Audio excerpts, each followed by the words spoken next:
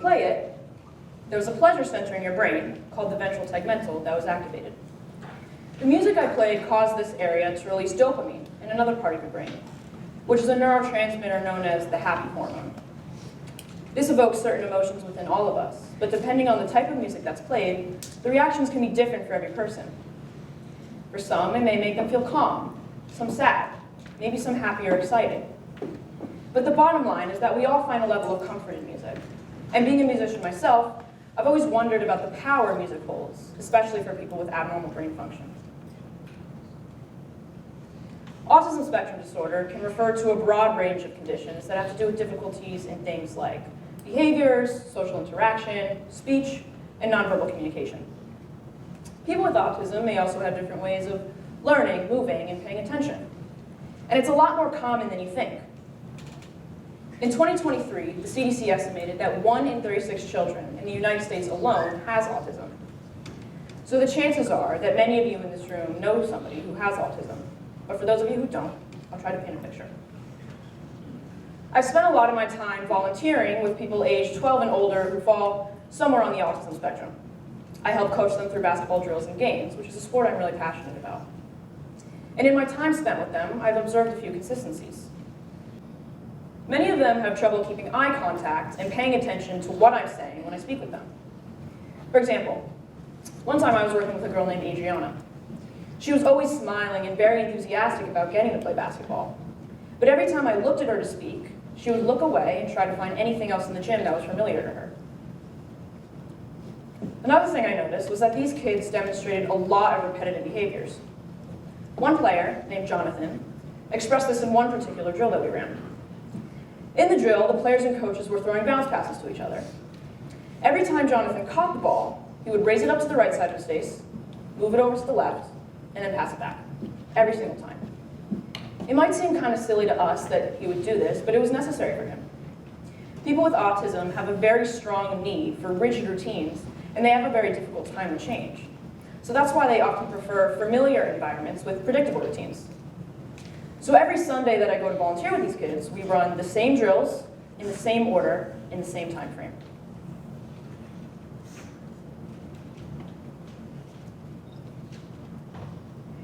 The last thing that I noticed was that these kids also have a lot of trouble communicating and getting the words that they wanted to say out of their mouths, if they even had the ability to speak at all.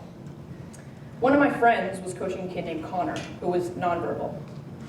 Instead of using his words, he communicated through sign language.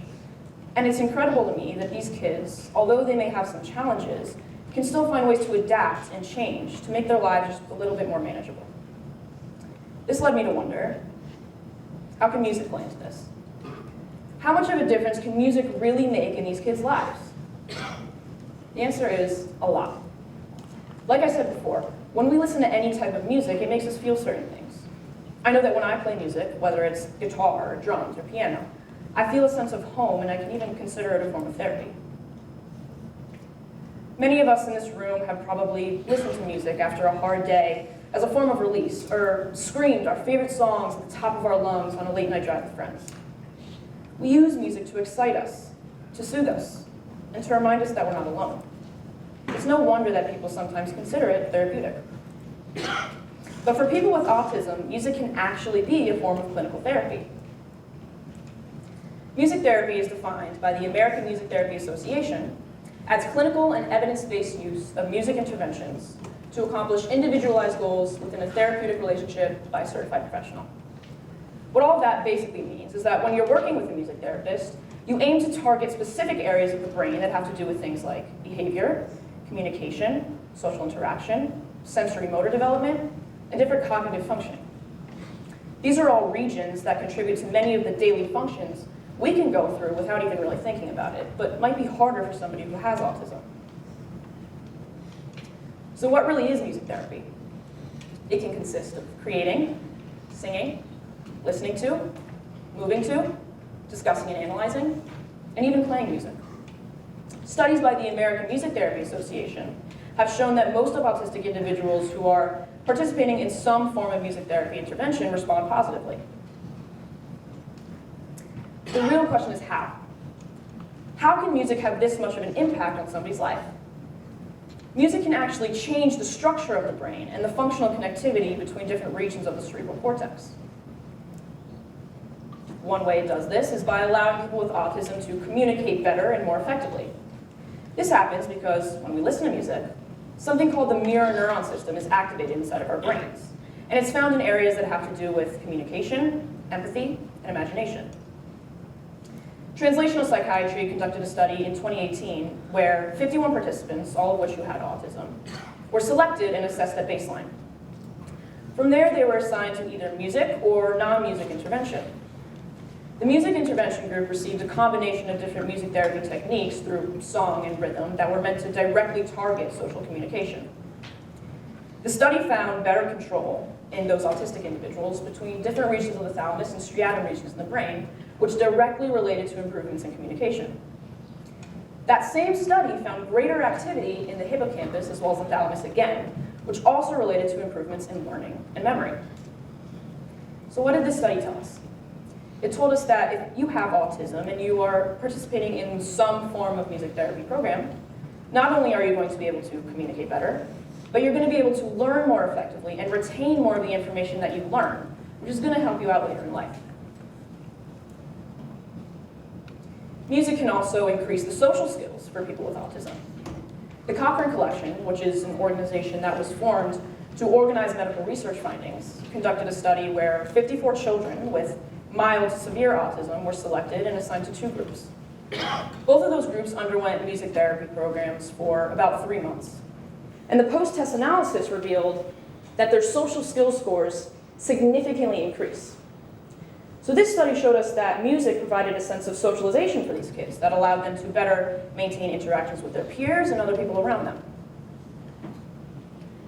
After researching how music can improve various cognitive functionings, such as communication, learning and memory, and social interaction, I wondered whether implementing music into the basketball drills would make a difference in how well the players reacted and performed. If I were to do this, it would probably be best to play classical, since that's the genre that's the most soothing, not only to people on the spectrum, but to everybody. I would dedicate specific tunes to specific drills in order to create a comfortable environment where the kids feel calm.